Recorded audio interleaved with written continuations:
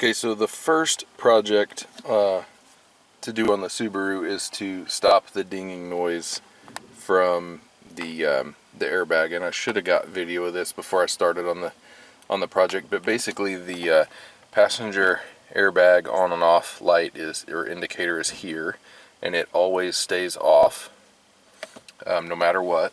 There's an airbag light up here on the dash that is always on. That's an airbag system failure light, I guess you could say. Where's the other? And then this is the passenger seatbelt light. It always flashes. Well, it'll be steady on, and then it'll flash while the beeping happens. And it doesn't matter if someone's sitting in the seat or not, and it doesn't matter if their seatbelt is buckled or not. None of that changes the behavior. So it's either got to be a failure in the seat occupancy system and the seatbelt system and the airbag system, or it has to be a single fault somewhere in the airbag system. And the best I can tell, there have been a couple people online that have suggested that they replaced or reprogrammed the SRS airbag control module, which is here, and that worked. And then looking at the schematics are hard for me to read because I don't know what all of the inputs and outputs are. I can follow the wires, but it's a pretty complicated system for me. I'm used to looking at schematics that are a little bit more straightforward, and schematics where I know what the components are doing, what they're outputting, and what they're inputting, and stuff like that. In this case, I don't know, but all of those indicators and warnings seem to at least connect here at some point. So we're trying to remove that, and I'm going to have it reprogrammed, I think. I believe that's the least expensive part to throw at this at the moment, is just reprogramming that. I don't like throwing parts at things to try to fix them, but that's what I'm going to do because I think that's the easiest thing to do at the moment. What I've done is I've disconnected the battery. It's been at least 30 minutes while I was working on this. And again, I should have shown this, but this is the first thing to pop out. This is what goes around the gear shifter.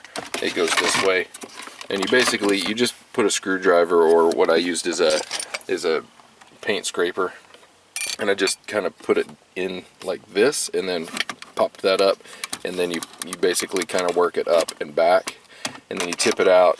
You unplug the cigarette lighter plug.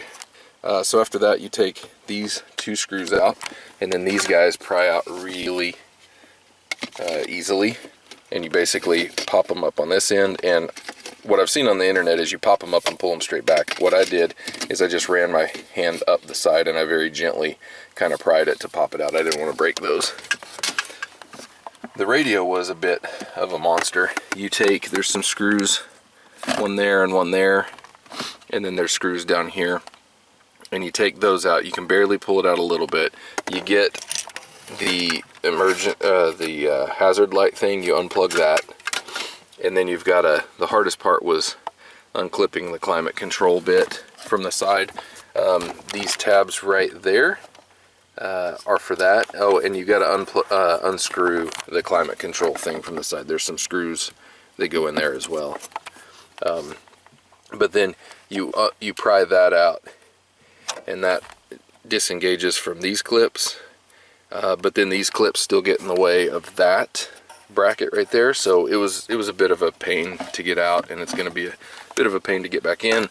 Then you unplug this, and this from the back of the radio, and you unplug this guy. You got to fish it up from, it was buried way down in there, and that's this guy right here. So hopefully I can get all that put back together. But now what we are wanting to do is get this airbag control module out, and I believe those are 1/2 inch, or they may be metric. They may be 12 or 13 millimeters. So it turns out it was 12 millimeters. So I've got them loosened up. They're going to take a minute to take out. I went ahead and unplugged this the plugs from the back of the climate control unit just to give me some more space back there. Just to be sure that everybody understands, the reason I disconnected the battery and waited is because this airbag system has capacitors in it in case in case you're in an accident and power is cut. That way the airbags can still deploy. So you want to give the capacitors plenty of chance to like lose their charge, so that the airbags don't suddenly blow up in your face. I've never messed with airbag systems before, so I'm a little bit hesitant anyway, but that's basically why you disconnect the battery before you get started on this. It's probably a good idea to do it anyway. I'm not too worried about removing a radio with the battery connected, but it's probably best practice to do it anyway. Okay, once you get them loose enough, I found it's pretty easy just to get the socket, put it on the head of the bolt, and then just spin it. So this guy was a bit of a trick to get started. I was able to get these aren't that hard to take off. It was just kind of hard one-handed. But this guy you just don't have a lot of room to get to, and with these cables in the way, or these harnesses, bits of the harness in the way, it was really difficult. You can mess up some of the things on you. I whacked that pretty good with the wrench, and but it's not the end of the world. So now let's see if I can spin that. Yeah, there we go. Now, I've never done this before. I don't really know what I'm doing, but it's, to a point, it's fairly logical. Okay, that's just a fancy zip tie. There are better ways to do this, and I didn't want to, but I cut it. I cut it as carefully as I could. I didn't want to get into the insulation on these cables if I could help it. So now, I don't know if we can fish that out this way. We may have to go up over this guy. There's just so much stuff in here. This is pretty typical on cars, though. You know, you don't have all the space in the world, and they're trying to fit all this stuff in there. So I get it.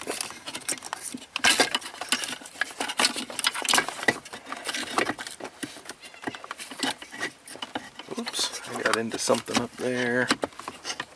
It's this tab on the bottom that's the pain. I'll flip him over. I bet I can get him out that way. I don't know why they couldn't just have a flat piece instead of having it go down. But, okay, there we go. There's the guy. Golly, they just don't give you a lot of reach with this stuff.